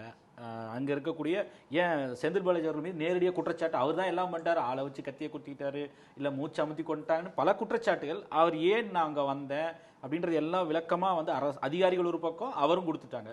அப்போ அடுத்தது அவங்க கொடுக்கக்கூடிய கேள்வி, எதற்கு இந்த விளக்கம்லாம் இப்போ அவசரமாக கொடுக்குறீங்க அப்படின்ற ஒரு கேள்வியும் வைக்கிறாங்க. உங்களுக்கு எல்லாம் என்ன தெரியும்? அது அவர் அந்த கட்சிக்காரர் மட்டும் இல்லை, இதையும் சேர்த்து சொல்லுங்க. அதான் சொல்கிறேன், செந்தில் பாலாஜி அவர்களை பற்றி நீங்கள் 1000 கருத்து வேறுபாடு, கருத்து முரண் அதெல்லாம் வைங்க. ஆனால் நிர்வாகம் இருக்குல்ல, க்ரௌட் மேனேஜ்மெண்ட் இருக்குல்ல, அது வந்து திராவிட முன்னேற்ற கழகத்தில் மாவட்டத்துக்கு ஒருத்தர் அப்படி இருக்காங்க, மாவட்டத்துக்கு ஒருத்தர் அப்படி இருக்காங்க. இப்படி வந்து நேரண்ணை வந்து திருச்சியில் செய்வாரோ, சரியா, அது எப்படி சேருவாபண்ணை சென்னையில் செய்வாரோ, அதை போல செந்தில் பாலாஜி அவர்கள் கரூர் மாவட்டத்தில் செய்கிறாரு. இப்படி ஒவ்வொருத்தர், ஏன்னா இவர்கள் அதை பண்ணி பண்ணி பண்ணி பண்ணி பழகினவங்க. அவங்களுக்கு தெரியும் இது சிக்கல், இது பிரச்சனை ஆகும், இங்கே இருக்குது, இவ்வளோ பேர் கூடுறாங்க, எங்கே கழிப்பறை கட்டுறது, எப்படி வெளியே போவாங்க, எப்படி தண்ணி பாட்டில் கிடைக்கும். அப்போ நான் சாதாரண ஒரு சின்ன கூட்டம் நாகப்பட்டினத்தில் ஓரணில் தமிழ்நாட்டில் ஒரு 2000 பேர் கூட்டியிருப்பாங்க. 2000 பேருக்கு 3 தடவை 1/2 லிட்டர் தண்ணி பாட்டில் கொடுத்துட்டாங்க கரூரில். ஏன்னா உட்கார்ந்துருக்கிறது வெக்கையான காலம், எப்படி இருக்க முடியும் அவனால் அப்படின்னு. அப்போ அதை போல பார்த்து கவனத்தோடு இருந்தீங்கன்னா தான் உங்களால் நடத்த முடியும். அதெல்லாம் எதுவுமே இல்லாமல் சும்மா போகிற போக்கில் ஒன்றும் இல்லைங்க. இது யாருமே விரும்பலை, இப்படி நடந்து போச்சு. நடந்து போனோன்னு எல்லாருமே விதிர்த்துட்டோம். இல்லாட்டினா ரஜினிகாந்தில் தொடங்கி சூரிய வரைக்கும் அத்தனை பேரும் வந்து ராவோட ராவா அவ்வளோ ட்வீட் போட்டு அவ்வளவு சொல்ல மாட்டாங்க, சரியா? ஏன்னா தமிழ்நாட்டுக்குள்ளே திடீர்னு என்னடா ஒரு கூட்டத்துக்கு வந்து 40 பேர் செத்து போவாங்களாங்கிறது இருக்கு இல்லையா? அந்த பதட்டத்தில் அந்த ஐயோ அப்படின்னு நினச்சி எல்லாரும் பண்ணியாச்சு. நீங்கள் எல்லாரும் ஓடிட்டீங்க, ஒருத்தர் நிற்கலை, சரியா? அவ்வளோ பேரும் ஓடிட்டீங்க. முதலமைச்சர்லேருந்து எல்லாரும் கரூர் நோக்கி வந்தாச்சு. அத்தனை கட்சிக்காரில் வந்துட்டாங்க, விடியர்கள் வந்துட்டாங்கல்ல. ஒரு ஆஸ்பத்திரி அரசு மருத்துவமனை, அங்கே பக்கத்தில் இருக்க தனியார் மருத்துவமனை 5-6 மருத்துவமனையில் அதை அந்த உண்மை கண்டறியும் குழு வேற வந்து பக்கத்தில் ஒரு தனியார் மருத்துவமனை அங்கே கூட்டு போகாம ஏன் அங்கே கூட்டு போனீங்க? அந்த மருத்துவமனை முழுக்க நிறைஞ்சு போய்த்தானே அப்புறம் அங்கே கூட்டு போயிருக்கு. எந்த அறிவும் இல்லாமல் ஒரு கூட்டம் அது உண்மையை கண்டறி தான் வந்து என்ன அந்த வந்து இப்போ நடந்துச்சுல்ல, இவ்வளோ பேர் ஆஸ்பத்திரி. அப்போ அந்த ஆஸ்பத்திரிக்குள்ளே அட்மிட் ஆன பேஷண்ட்டு அரசு ஆஸ்பத்திரியில் கிட்டத்தட்ட 200 பேர், சரியா? 200 பேருடைய குடும்பம், குறைஞ்சபட்சம் 4 பேர், 800 பேர். இவர்களை ஐயையோ இப்படி நிகழ்ந்து போச்சு அப்படின்னு இருந்த மருத்துவர்கள் இருக்காங்கல்ல, மருத்துவர்கள் 100 பேர், சரியா? 350 பேர், 400 பேர். அப்புறம் மருத்துவ உதவியாளர்கள், ஆம்புலன்ஸ் ஓட்டினவங்க, இப்படி கிட்டத்தட்ட ஒரு ஆஸ்பத்திரியில் 1000 பேர் இருக்காங்க சார். திடீர்னு ஒரு அரசு மருத்துவமனைக்கு 1000 பேர் வந்து சேர்ந்தா அந்த 1000 பேர் எப்படி சாப்பிடுவாங்க? அந்த 1000 பேர் எப்படி தண்ணி குடிப்பாங்க? இவர்களுக்கு உதவி செய்கிற காவல்துறை வேறு அங்கே இருக்கணும் 100 கணக்கில். அதுக்கு தான் செந்தில் பாலாஜி தலைமையில் இருந்த திராவிட முன்னேற்ற கழகம் என்ன செஞ்சுன்னா, ராத்திரி 12:30 மணிக்கு அந்த குட்டி யானைன்னு சொல்லப்படுற ஏஸ் வண்டியில் வரிசையாக பார்த்தீங்கன்னா இப்போ அந்த வீடியோ காட்சி இருக்குது, தண்ணி பாட்டில் கொண்டு இறக்கி இறக்கி ஆஸ்பத்திரியில் தண்ணி கொடுத்துக்கிட்டே இருந்தாங்க, பிஸ்கட் பாக்கெட் கொண்டு கொடுத்துக்கிட்டே இருந்தாங்க. இவங்க ஒன்று நீங்கள் எதுக்கு கொண்டு தண்ணி கொடுத்தீங்க அப்படிமா? இவங்க ஏன்டா எல்லாத்தையும் பண்ணிவிட்டு செருப்பை கழட்டி போட்டு ஓட்டினவங்க நீங்கள் திருப்பி அதுக்கு ஏன்னா க்ரௌட் மேனேஜ்மெண்ட்டும் கிரைசிஸ் மேனேஜ்மெண்ட்டும் விளங்கலைன்னா நீ பொது வாழ்க்கைக்கு வரக்கூடாது. என்ன நிகழ்வுன்னு தெரியணும் உனக்கு. திரும்ப திரும்ப இன்னைக்கு எதுவுமே செய்ய புரியாமல் வச்சுக்கிட்டு இவங்க எதிர்வினை ஆற்றாங்க நீ ஒரு வார்த்தையை சொல்றீங்க. ஒரு எதிர்வினை கிடையாது, இவங்களுக்கு ஒன்றுமே தெரியாது. இவங்க ஓடி போய் ஒளிஞ்சுக்குவாங்க சார். சார் இந்த சின்ன பையன் ஒருத்தன் பார்த்தீங்கல்ல, போலீஸ் ஸ்டேஷன் கொளுத்துவேங்கிறான். ஆமாம், அவனை போட்டால் எங்கள் ஆளுநர் நீங்கள் கைது பண்ணாங்க. இவர் யார்? ஒரு 14 வயசு பையன் போலீஸ் ஸ்டேஷன் கொளுத்துவேமானா, தம்பி இங்கே வாப்பா, நீ என்ன சொல்கிறேன்னு புரியுதாப்பா அப்படின்னு போலீஸ் கூப்பிட்டுச்சுன்னா எங்காலில் கூப்பிடாங்க, நீங்கள் வேணா சிஎம் சார் என்னை பழி வாங்குங்க அப்படின்னு. 2 பேருக்கும் ஒரே அறிவு தான். அந்த கட்சியினுடைய பொதுச் செயலாளர் நேபாள் போல ஸ்ரீலங்கா போல வந்து ஜென்ஜி புரட்சி வேணுன்ற ட்வீட்டை போட்டு டெலீட் பண்ணார். அதுதான் சொல்கிறேன், அவருக்கு ஏன் அங்கே புரட்சி வந்துச்சு, ஏன் இங்கே வரல? நீங்கள் எப்படி தெரியும் புரட்சி வந்திருக்கணும்? நீங்கள் வந்து சொல்லணும், ஃப்ரெஞ்சு புரட்சி ஏன் தெரியுமா வந்துச்சு? மகாராணியை பார்க்க போனாங்க, எல்லாரும் சாப்பிட்றதுக்கு ஒன்றும் இல்லை, என்னன்னு கேட்டாங்க, ராணி ரொட்டி இல்லை ராணின்னு சொன்னாங்க, ஏன் கேக் சாப்பிட வேண்டியதானு ராணி கேட்டுச்சு, அதனால தான் ஃப்ரெஞ்சு புரட்சி வந்துச்சு. ஃப்ரெஞ்சு புரட்சியை எளிதாக புரிய வைக்கணும்னா இப்படி தான் புரிய வைக்கணும். ரொட்டி கேட்டாங்க, அது வந்து உன்னை ஏன் கேக் சாப்பிட வேண்டியதா நீங்கள் கேட்டுச்சு, அதனால நீங்கள் உட்காந்து மேலே உட்காந்து பாட்டில் தூக்கி வச்சிட்டீங்க பாருங்க, அதில் வந்திருக்கணும் புரட்சி. அதுக்கு தான் செருப்பு தூக்கி வச்சுட்டான். நீங்கள் மேலே உட்காந்துக்கிட்டு 4 தண்ணி பாட்டில் வச்சுட்டு 20,000 பேர் கூடி நிற்கிறாங்க, தண்ணி இல்லை, டிஹைட்ரேட்டை போய் மயங்குறான்னா மேலேருந்து தண்ணி பாட்டில் தூக்கி வச்சுறாங்க. உதவி வேணும்னு அவசரம் தண்ணி வேணும்னு கேட்குறாங்க. 4 தண்ணி பாட்டில் போட்டால் முடிஞ்சிருமா? அது வந்து தினமணி தலங்கியத்தில் கூட வந்து நாய்களுக்கு ரொட்டி துண்டு வீசுவது போலன்னு சொல்ற ரொம்ப கடுமையான மொழியில் கூட அதை பதிவு பண்ணியிருந்தாங்க. இப்போ எல்லா கட்டுரை எல்லா கடுமையான மொழி இல்லை சார், அந்த மொழி தான் சார் அவனுக்கு புரியும். நீங்கள் புரிய அந்த கூட்டத்துக்கு அதுவே புரியாது. இல்லாட்டினா 4வது நாள் ஒருத்தர் வந்து உட்காந்துக்கிட்டு சொல்லுவாரா சார்? அது அப்படி சார் குறைஞ்சபட்சம் பொதுமக்கள் நாங்கள் நினச்சோம், வந்தோம், நான் உங்கள் மேலே அன்பு வச்சுருக்கேன், நீங்கள் என் மேலே அன்பு வச்சுருக்கீங்க, எதிர்பாராத ஒரு துர்மரணம் நிகழ்ந்துருச்சு, நான் வர்றேன், நான் வந்ததுனால கூட்டம் திருப்பி வர்றக்கா நான் போலீஸ் எல்லா பாதையும் கேட்டிருக்கேன். காவல்துறைக்கு நீங்கள் ஆட்சியாளருக்கு நன்றி சொல்ல வேண்டாம், அரசாங்கத்துக்கு நன்றி சொல்ல வேண்டாம், நிர்வாகத்துக்கு நன்றி சொல்லுங்கள், காவல்துறைக்கு நன்றி சொல்லுங்கள், மருத்துவருக்கு நன்றி சொல்லுங்கள். இவன் நீ அதெல்லாம் சொல்ல மாட்டோம். ஏன்னா அதெல்லாம் நீங்கள் செய்ய வேண்டிய உங்கள் கடமை. நாங்கள் ப்ரிவிலேஜ்டு, நாங்கள் எவன்டையும் மன்னிப்பு கேட்க மாட்டோம், எதுவும் செய்ய மாட்டோங்க. நாங்கள் நேராக போய் கோட்டையில் உட்கார போகிறோம். சீஃப் மினிஸ்டராக புரட்சி வரணும்னு சொன்னவர் தான் அடுத்து உள்துறை மந்திரி. ஓடி போய் தேடிக்கிட்டு இருக்காங்க இல்லையா, டெல்லியில் இருக்காரு. இதில் யார் வந்து அடுத்து கல்வின்னு தெரியல. இவங்கெல்லாம் வச்சுக்கிட்டு இவெல்லாம் ஒன்று ஆட்சி அமைச்சராங்க, எல்லாம் உடனே நடந்துடும் எல்லாம். நீங்கள் எவ்வளோ ப்ரிவிலேஜ் நினச்சி பாருங்கள். ஒன்றுக்கு யாருக்கும் பதில் சொல்ல வேண்டாம், கதை அடிச்சுக்கலாங்கிறது எவ்வளோ பெரிய சலுகை உங்களுக்கு சமூகம் வழங்கியிருக்கு. நீங்கள் பழைய விளம்பரம் இது ஒன்று பார்த்துருக்கீங்க தெரியல, சேலத்தில் வந்து சிவராஜன் ஒரு டாக்டர் இருந்தார், சித்த வைத்தியம். சேலம் சிவராஜ் சித்த வைத்தியர். அவர் வந்து ஆண்மைக்குறவுக்கு வைத்தியம் பண்ணுறாரு. ஆமா. அந்த பெரியவர் ஒருத்தர் இருந்தார், வயசானவர். அவர் தான் முதல்ல வந்து ஊரா போவார், ஒவ்வொரு நாளும் எல்லா இந்த நாள் இந்த இடத்துக்கு அந்த வரையும் சொல்லுவார். அவர் தான் வந்து வீடியோவில் போட்டு சொல்லுவார், பிள்ளைகளே நீங்கள் எல்லாம் என் பேராண்டிய மாதிரிடா, இப்படிலாம் செய்யாதீங்கடா, புள்ள பிறக்காதுடா, ரொம்ப முக்கியம் ஆரோக்கியம்டா அப்படின்னு அழுவார் அப்படியே மேடம். அதை போல் நம்ம வந்து தமிழக வெற்றிகளது பிள்ளையெல்லாம் பார்த்து சொல்லணும். ஏன்னா பூரா வந்து ஆளுமை குறைவில் இருக்காங்க. பிள்ளைகளா வீணாக போயிடுவீங்கடா, ஒன்றுமே ஆக மாட்டீங்கடா, மஞ்சள் துணை சிவப்பு துணை போட்டுக்கிட்டு வந்து வைப் பண்ணுறோன்னு சொல்லிட்டு தனி ஞாயிற்றுக்கிழமை என்னடா பண்ணுவீங்க?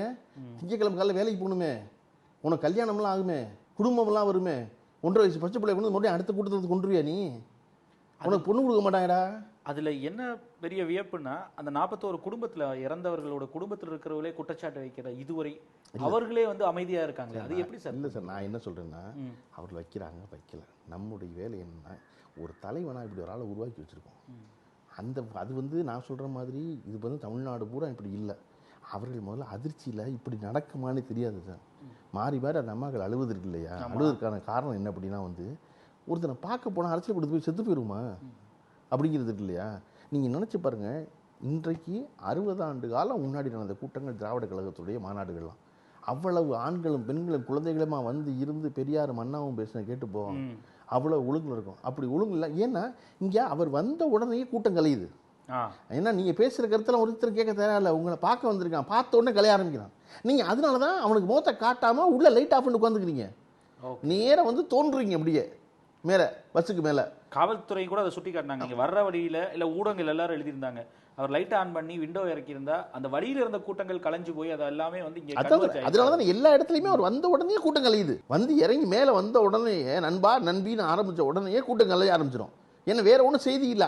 அப்போ இங்கே தமிழ்நாடு மிக தெளிவாகத்தான் இருக்கிறது. இவரிடம் கேட்பதற்கு கருத்து ஒன்றும் இல்லை. இதை பார்த்து நம்ம அச்சப்பட வேண்டியதில்லை. அந்த இளைஞரை பார்த்து நான் இந்த பசங்களை பார்த்து அச்சப்பட வேண்டியதில்லை, பயப்பட வேண்டியதில்லை. நான் சொல்றது நம்ம அவர்களை கண்டு பரிதாபப்படணும். என்னன்னா இவன் என்ன ஆவான் வாழ்க்கையில், இவர்கள் இப்படி இருக்கிறதுக்கு நம்ம ஏதோ ஒரு இடத்துல பொறுப்பு இருக்கக்கூடிய அரசியல் கட்சிகள் சமூக இல்லை. என்னன்னா மிக தெளிவான அரசியல் புரிதலோடு ஒரு இளைஞர் ஒரு பட்டாளம் ஒன்று இருக்கு, அதுக்கு விளங்குது. அது இங்கே வரல. என்ன இங்கே வர 27,000 பேர் தான் ஒரு தானே. இந்த 27,000 பேர் 4 மாவட்டத்தில் வந்தவன். புரியுது உங்களுக்கு? தூரத்துல இருந்தெல்லாம் கூட வந்து தமிழ்நாட்டில் தேர்தலை முன்னிட்டு எல்லாரும் அவரவர் கடையை விரிக்க முயற்சி பண்ணுவாங்க. ஒரு பக்கம் அண்ணா திராவிட முன்னேற்ற கழகத்தின் எடப்பாடி பழனிசாமி ஒவ்வொரு தொகுதியாக போறாரு. 120க்கும் மேலே போயிட்டு அதான் ஒவ்வொரு தொகுதிக்கு நான் போறேங்கிறார். நீங்க தொகுதி கணக்கு கிடையாது. நீங்க ஒரு நாளைக்கு 3 மாவட்டம், ஒரு நாளைக்கு 2 மாவட்டம், பக்கத்து மாவட்டத்தில். ஏன்னா இந்த இதுலயே இறந்து போனவங்க வந்து பக்கத்து மாவட்டத்தில் திண்டுக்கல் மாவட்டத்தில் வந்தவன், அதெல்லாம் அந்த ஆள்லாம் இருக்கு. நீங்க அவ்வளவு பேர் இவ்வளவுதான் இருக்கு. இந்த க்ரௌடில் பாதி க்ரௌடு வந்து வேடிக்கை பார்க்க வந்து பொம்பளை க்ரௌடு, வெறுமனை பிள்ளையை கூட்டிக் கொண்டு வந்து அங்கே அப்படிதான் சொல்றாங்க. அந்த மாதிரி உள்ள வந்த க்ரௌடு. இந்த க்ரௌடை கண்டு நம்ம அச்சப்பட வேண்டியதில்லை. நீங்க சோஷியல் மீடியாவை பார்க்கறதுனால இவர்கள் ஏதோ பெரிய எண்ணிக்கையில் இருக்கிறது போல உங்களுக்கு தோணுது. ஒரு அப்படியே இருந்தா வந்து காட்டட்டும், தெரிஞ்சிடும்ல. நீங்க அடுத்த கூட்டம் போடணும்ல, இப்ப அடுத்த கூட்டம் போட்டு தெரிஞ்சிடும்ல யார் யார் வரப்போறா என்ன ஏதுன்னு. இன்னும் வலுவா வேற வருவான்னு சொல்லியிருக்காரு. வேண்டியது பூரா என்னன்னா நல்லா வலுவா வாங்க, ஒன்றும் பிரச்சனை இல்லை. ஆனால் தயவு செஞ்சு ஒழுங்குபடுத்துங்க.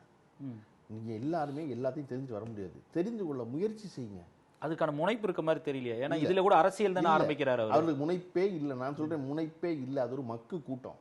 நாங்கள் ரொம்ப டேஞ்சர் நினைமா. நான் தலைவரை பற்றி கேட்குறேன், விஜய். அவரை சேர்த்தாங்கன்னு சொல்கிறேன். சரி, அதுதான் சொல்கிறேன். அவரை சேர்த்தான் சொல்கிறேன். அவருக்கு ஒன்றுமே தெரியாதுங்க.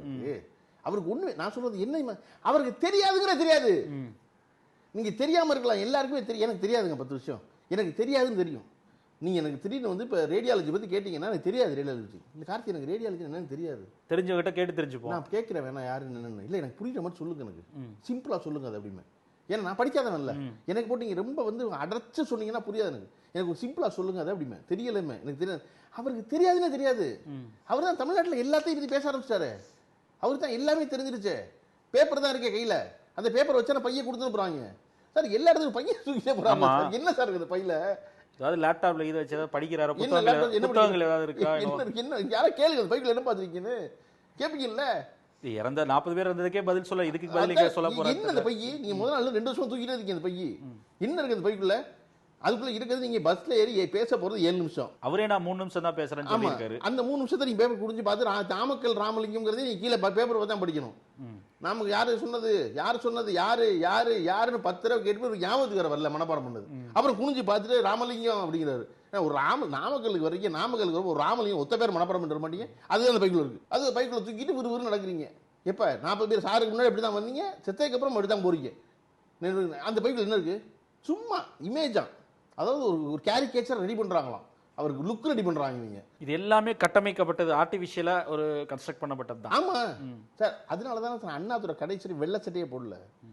அண்ணாதுரை அதை பத்தி கவலைப்படவே இல்லை சார். அண்ணா அறிஞர் அண்ணா என்னன்னா, நான் பேச போறேன், என் கருத்து தான் முக்கியம். நான் என்ன வெள்ளை சட்டை போட்டு போனா மட்டும் உடனே என்னை பார்த்துருவானவன் அப்படின்னு சொல்றது இந்த நாடு. அண்ணா எப்ப தெரியுமா தினசரி ஒரு சட்டை போட ஆரம்பிச்சார், துவச்ச சட்டை. முதலமைச்சர் ஆனதுக்கு அப்புறம், முதலமைச்சர் ஆகிற வரை ஒரு ஜிப்பா போட்டாருன்னா மூக்குப்பொடியை போட்டு போட்டு சைடு பையெல்லாம் அழுக்காய் முடிகிற வரை 3 நாளைக்கு போட்டுருப்பாரு. ஒண்ணு நேரம் இல்லை, ரெண்டாவது அது பெரிய லக்ஸுரியா நினைச்சார் அவரு. பொருட்படுத்தல அதெல்லாம், அது லக்ஸுரி. பரவாயில்ல, வேட்டி கீழ்பக்கம் மட்டும் தானே அழுக்காயிருக்கு, மடிச்சு வேலை கட்டு, மேல் பக்கம் வெள்ளையா இருக்குல்ல, கீழே கட்டிக்கலாம், நாளைக்கு துவச்சிக்கலாம் வேட்டிய. அங்க தம்பியை காத்திருப்பாங்க, கூட்டம் பேச போகணும், அவங்க சொல்லணும் அப்படிங்கிறது இல்லையா? அப்படி ஆள் இருந்துச்சு. நீங்க வச்சுக்கிட்டு நீங்க என்னத்தையும் ஒன்றும் பேப்பர் எழுதி கொண்டு வச்சுக்கிட்டு மேடை ஏறி உங்களுக்கு ஒரு இமேஜ் ரெடி பண்றாங்க. நீங்க ஒரு பை தூக்கிட்டீங்கன்னா நீங்க உடனே படிச்சவர் ஆயிடுவீங்களா?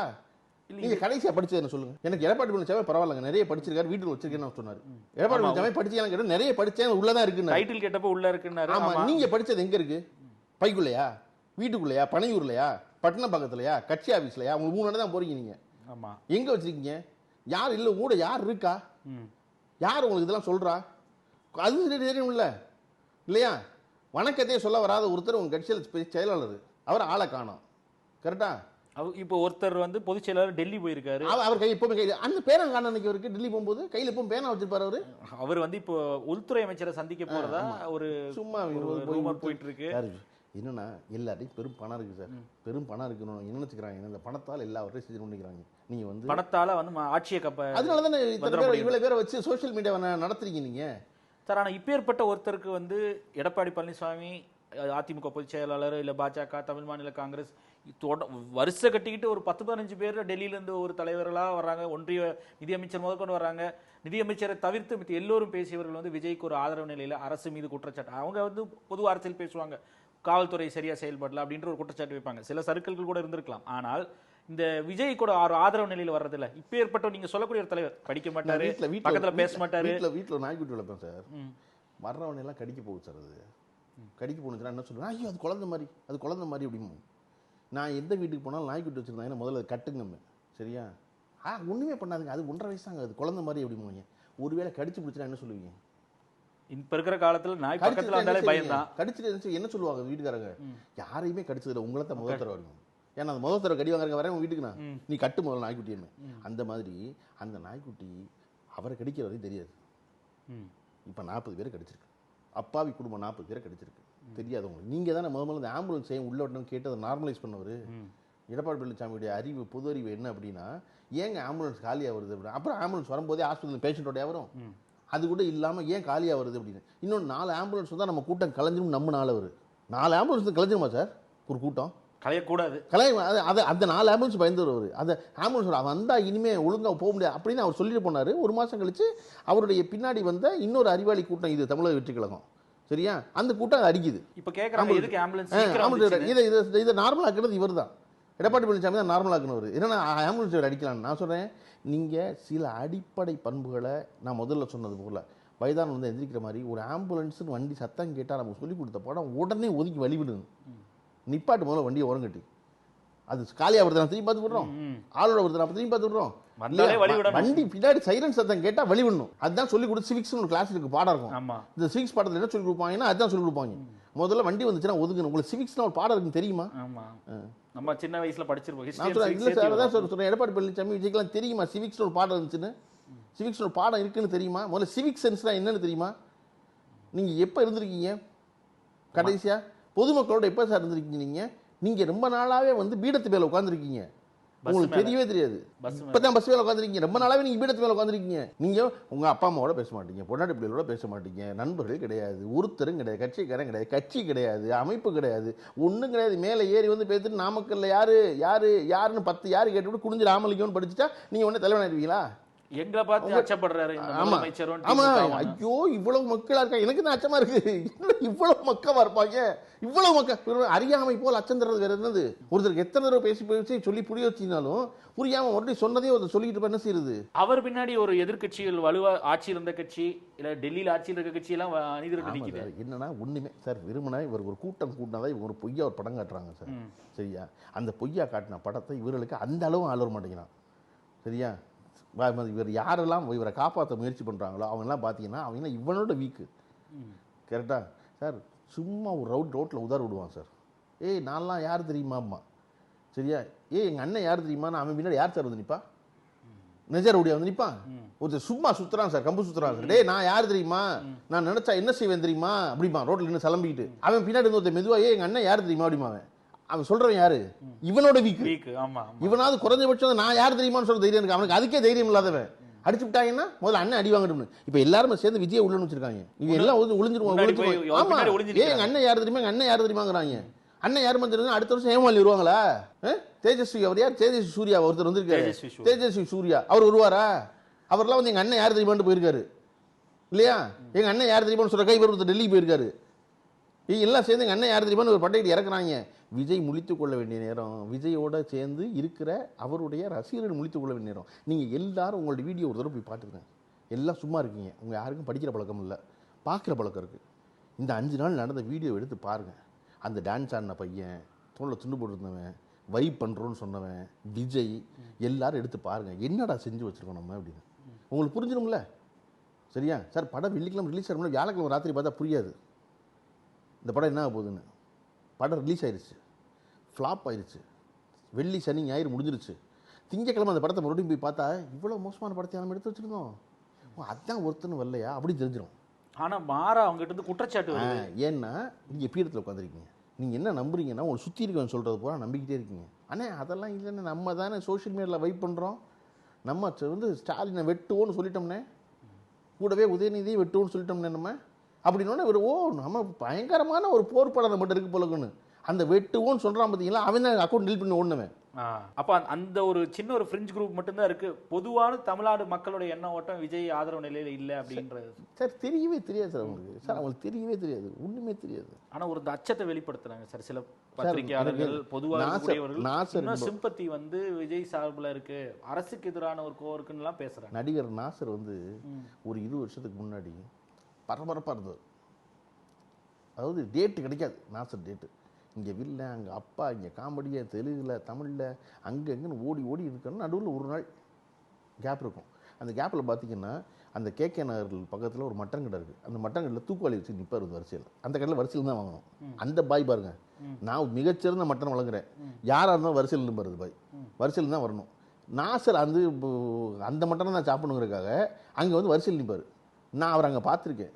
நான் நாசர் சார்ட்ட என்ன சார் இங்கே நிற்கிறீங்க? ஏன் பண்ணல, என் வீட்டுக்கு தானே வந்து நிற்கிறேன், நான் என்ன இப்படி உச்சத்தில் இருந்துருவேனா?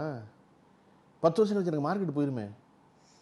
மார்க்கெட் போனதுக்கப்புறம் நான் வந்து நின்னா பாவம் நல்லா அடிச்சுக்கிட்டு இருந்தா, இப்போ மார்க்கெட்டு போச்சு, வாலியை தூக்கி நிற்கிறாள் மட்டங்கள்லாம் சொல்லுவான்ல, இன்றைக்கே சொல்லிட்டு போகிறான். என் பொண்டாட்டிக்கு பிள்ளைக்கு தான் வாங்க வந்திருக்கேன், எனக்கு தெரியணும்ல மட்டன் என்ன வைக்குதுன்னு. ஏன் 450 ரூபாய்க்கு வந்து 400 ரூபாய்க்கு வந்து மட்டன் வந்து தெரியணும்ல எனக்கு அப்படிங்கிற சூழ்நிலை சொன்னவர் அவர். சரி, ஏன்னா எப்போ நீங்கள் வெகுஜனத்தை விட்டு விலகாமல் இருக்கீங்களோ அப்போ தான் உங்களுக்கு அவருடைய பிரச்சனை என்னன்னு தெரியும். நீங்கள் எப்பொழுதாவது இருந்திருக்கீங்களா? சரி, எல்லாருமே இருக்க வேண்டாம், இருந்தவர்களை பக்கத்தில் வச்சுருக்கீங்களா? சார், எம்ஜிஆர் என்பவர் வெகுஜனத்தை விட்டு விலகியே தான் சிறந்தார். அவர் வந்து வெகுஜனத்தோடு வந்து நிற்பார், படம் பிடிப்பார், கட்டி பிடிச்சிக்குவார், எல்லாம் செய்வார். ஆனால் அவர் வெகுஜன வாழ்க்கையை வாழலை. ஆனால் வெகுஜனமாக இருந்த சோலைங்கிற ஒருத்தர் கூட பக்கத்தில் வச்சுருந்தார். சோலையை கூப்பிட்டு அதிமுக ஆஃபீஸில் சோலைக்கு தனி ஃபோன் நம்பரு, ஒரு ஃபோன், அப்போ லேண்ட்லைன் பெரிய விஷயம். அதிமுக ஆஃபீஸ்க்கு ஒரு நம்பர் இருக்கும். அந்த ஆஃபீஸ்க்குள்ளே சோலை இருப்பார். சோலை வந்து எல்லா பத்திரிகையாளரோட தொடர்பில் இருக்கவர். 2ஆம் வகுப்பில் தான் பயணம் பண்ணுவார். ரொம்ப சாதாரண ஒரு மனிதன், கதிர் வேட்டி கட்டியிருப்பார், கம்யூனிஸ்ட் கட்சியிட இருந்தவர் அவர். சோலை வந்து எம்ஜிஆருக்கு ரொம்ப பிடிக்கும்.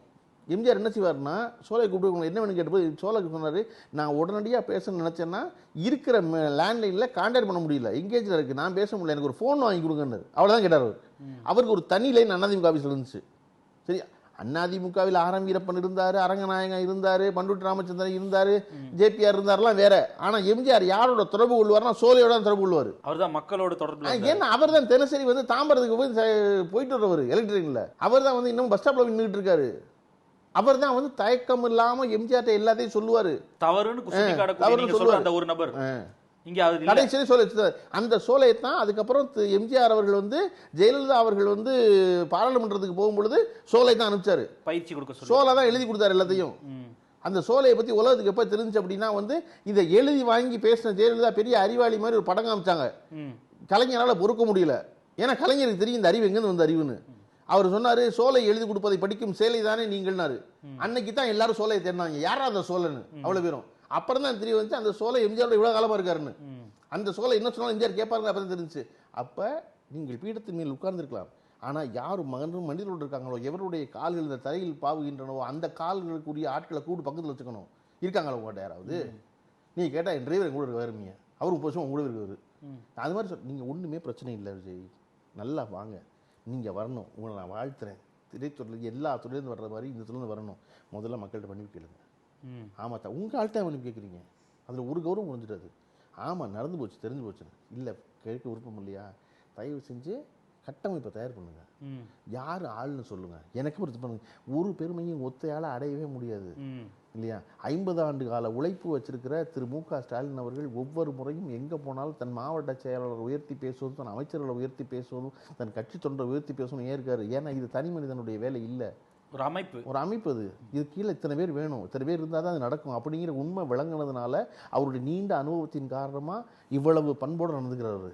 உங்களுக்கு அனுபவம் போக போக வரட்டும், வாக்கியட்டும், ஒன்றும் தப்பு இல்லை. அவங்களை கூப்பிட்டு வச்சுக்கோங்க, நீங்கள் எங்களை பயப்படுத்தாதீங்க.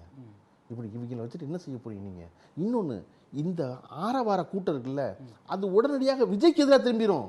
நாளையே இவரை வந்து ரசிக்க முடியாது. ஆமா, இது ஒழுங்குபடுத்தாது, ரசிக்கப்படி இல்லை. அண்ணா இதை பண்ணாமா பண்ண சும்மா இதெல்லாம் பண்றாங்க வந்திருக்கேன் அனுப்பினீங்க, அப்புறம் அப்ப வரல நீ அப்படி இந்த கெட்ட வார்த்தை உண்மையில திரும்பும். விஜய்க்கு எதிராகவே இந்த திரும்பக்கூடியவர்கள் தான் இவங்க. ஆமா, அதுக்கு மக்கள் கூட்டம் இல்லை சார், அதுதான் தெரியாது இல்லை, திரும்பும்ல.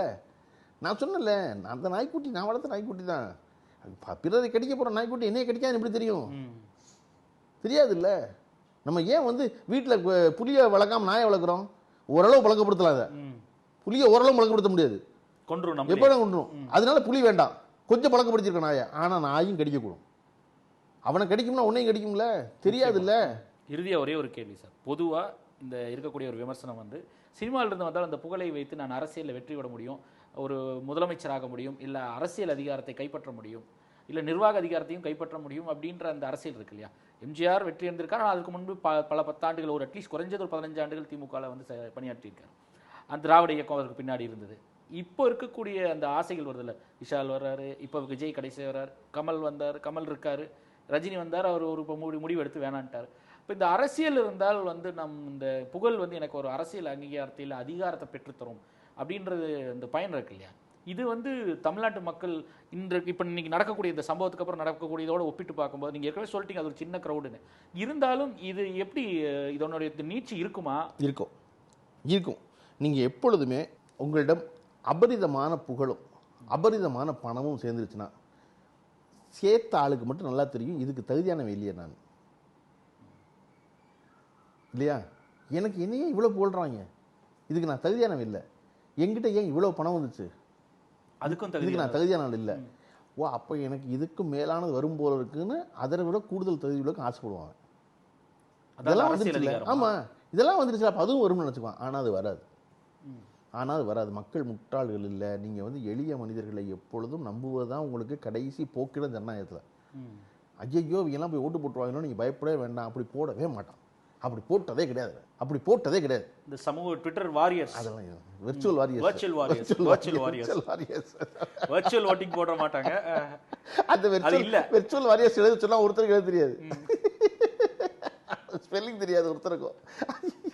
வெர்ச்சுவல் வாரியர்ஸ் அட்லீஸ்ட் நல்ல வேலை இன்னைக்கு பூத்துக்கு போய் தான் ஓட்டு போடணும், வெர்ச்சுவலா போட முடியாது. சார், என் ஃப்ரெண்டு ஒரு பையன் வந்திருக்கான் சார், சரியா? அவன் 7வது படிக்கிறான் சார், அவனுக்கு வயசு 12 ஆகுது சார். அவன் சொல்றான் என் ஃப்ரெண்டுக்கிட்ட, அப்பா என் கிளாஸ்ல மொத்தம் 40 ஓட்டு இருக்கு பாக்குறான். அவனை பார்த்துட்டு அந்த அப்பா என்ன செய்யறாரு, ஆமாடா கரெக்டா அப்படி சிரிச்சுக்கிறாரு. அவ்வளவுதான், அப்படிதான் அனுபவன்றீங்க. ஆமா, சரி, ஓகே. அந்த ஒரு பையன் தம்பி பாத்தீங்களா, வீடியோ பாத்தீங்களா தெரியல, நீங்க பையன் காலையில 5:45 மணிக்கு வந்துட்டு விபூதியை பார்க்க போறேன்னு ஒருத்தன், அவ்வளவு அழகா இருக்கான் அந்த பையன். ஏன்னா அவங்ககிட்ட இன்னசென்ஸ் தான் அழகு. அவன் அவ்வளோ விபூதியெல்லாம் வச்சு கல்ல குளிச்சு இழுச்சு முடிச்சுட்டு நான் வந்து என்ன பண்ணி இதுக்குள்ளே வந்துட்டு அவர் 9 மணி தானே வரேன்னு சொல்கிறாரு அப்படி கேட்குறாரு அந்த ரிப்போர்ட்ரு. அவர் வருவார்ண்ணா, நம்ம சீக்கிரம் வந்து இடம் பிடிக்கணும்லண்ணா அப்படின்னா. அந்த பையலை பாருங்க, அவ்வளோ அழகாக இருக்கான். காரணம் அவ்வளவு அறியாமையில் இருக்கான் அவன். இக்னரன்ஸ் இஸ் பிளிஸ்மா இல்லை, அந்த இக்னரன்ஸில் இருக்கான் அவன். அவனுக்கு என்ன வேணும்? சும்மா ஒரு தடவை அவரை பார்த்தா போதும். இங்கே தலைவரும் இக்னரண்ட்டாக இருக்கு. அதான் சொல்கிறேன், அது அப்படித்தானே சார் இருப்பாங்க சார். தலைவன் எப்படி இருக்கிறானோ அப்படி தொண்டை இருப்பான், தொண்டை எப்படி இருக்கானோ அப்படி தலைவர் இருப்பான். அவன் தான் பெரும்பான்மை. ஆமாம், அவன் இவர் என்ன சார் ரொம்ப நாள் இவங்களே பார்த்துட்டு இருக்காரு சார் இவர். அதனால என்ன நினச்சிக்கிறாருன்னா தமிழ்நாடே மக்கு போலுக்கு நினச்சிக்கிட்டு இருக்காரு சார். இந்த வெள்ளாமை வீடு போய் சார் அதான் ஒன்றுமே ஆகாது சார். நான் விரும்புகிறதெல்லாம் என்ன அப்படின்னா, இவருடைய எல்லா தொடக்கத்துக்கும் எல்லா வளர்ச்சிக்கும் காரணமாக இருந்த அவருடைய தந்தையார் இருக்கார்ல, அவர் முதல்ல வெளியே வந்து மன்னிப்பு கேட்கட்டும். அவர் மன்னிப்பு கேட்கட்டும். நீங்கள் என்ன கொண்டு வந்து விட்டீங்க என்கிட்ட இந்த பிள்ளைய, நீங்கள் கேளுங்க வந்து. அவருக்கு புரியும்ல, அவருக்கு புரியும்ல, அரசியல்லாம் தெரியும்ல அவருக்கு. நான் கேட்பாங்கப்பா நினைச்சேன், கேட்கல. இதுவரைக்கும் தப்பு இல்லை, தப்பு. குறைந்தபட்சம் எஸ்ஐசி அதுக்கு மன்னிப்பு கேட்டிருக்காங்க. ஆமாம், அவர் தான் நீங்கள் தான் கொண்டு வந்து விட்டீங்க சினிமாவுக்குள்ள. எப்பொழுதுமே வந்து விஜய் சொந்தமாக பேசினதில்லை. தன் தந்தையிடம் போய் நடிக்க வாய்ப்பு கேட்டு என்னை வச்சு படுங்கன்னு சொன்ன அன்னைக்கு நீங்கள் அண்ணாவோட டைலாக் தான் பேசி வந்தீங்க. உங்களுக்கு எதுவுமே தெரியாது. யாரும் எழுதி கொடுத்தா அப்புறமாவும் பெர்ஃபார்ம் பண்ணுவீங்க. ஆனால் அப்படியே இருந்துடக்கூடாதுல வாழ்க்கை.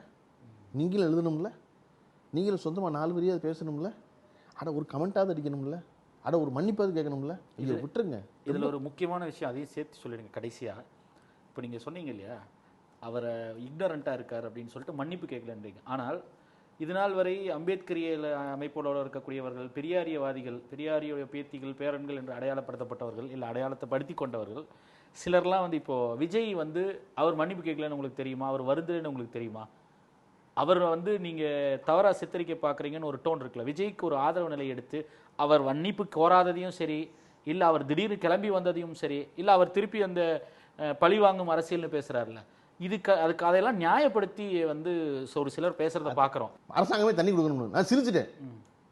அதாவது தாவேக்கா கொடுக்கல, சரி பரவாயில்ல, அரசாங்கம் கொடுக்கணும்ல. ஹீரோ செலவே கொண்டு போய் அரசாங்கம் எப்படி கொடுக்கும்? இவங்க பத்திரிகையாளர் அந்த மாதிரி இவங்க ஷாலினி சொன்னோன்னா உங்க எல்லாரும் குழப்பமா இருக்கு. ஷாலினி எப்படி அதை அணுகுறாங்கன்னா, நீங்க அது ஷாலினியை புரிஞ்சுக்கணும். இப்போ என்னன்னா, அவங்க ஒரு சைக்கியாட்ரிஸ்ட், ஓகேவா? அவங்க என்ன செய்வாங்க? ஒரு மனோதத்துவ நிபுணரா, அவர் சைக்கியாட்ரிஸ்டா அதை வந்து பார்க்குறாங்க. சார் எக்மோர் வாசல் இருக்குல்ல சார், எக்மோரில் காலையில் 4 மணிக்கு முதல் ட்ரெயின் வரும், சரியா? 9:30 மணி வரையும் ட்ரெயின் வரும். ஒரு 5 மணி நேரம் வரிசையாக எல்லா பக்கமிருந்து வரும். குறிப்பாக தென்னகத்தில் அதிகமாக ட்ரெயின் வரும். ஏறத்தாழ ஒரு 4லேருந்து 5 லட்சம் பேர் இறங்கி வெளியே போவாங்க, சரியா? 4 லட்சம் பேர் வெளியே போவாங்க எக்மோரில். அன்னைக்கு இருக்கிற க்ரௌடு, மொபைல் க்ரௌடு மட்டும். அங்கே வாசலில் ஒருத்தருக்கும் செருப்பு தைப்பார். அவருக்கு 4 லட்சம் பேர் கிடையாது. அவருக்கு என்ன தெரியுமா? 8 லட்சம் காலு. அவர் யார் முகத்தை நிமிந்து பார்க்க மாட்டார். ஸ்டேஷனுக்குள்ளேருந்து வெளியே வர ஆளில் யார் செருப்பு அருந்து போய் மட்டும் தான் பார்ப்பார். யாரால் தன்னுடைய இன்றைய பிழைப்பு நடக்கும் மட்டும் தான் யோசிப்பார். அந்த செருப்பு தைக்கிறவருக்கு அது 8 லட்சம் காலு தான், அது 4 லட்சம் ஆள் இல்லை. அதை போல் ஷாலினிக்கு எல்லாருமே பேஷண்ட்டு தான்.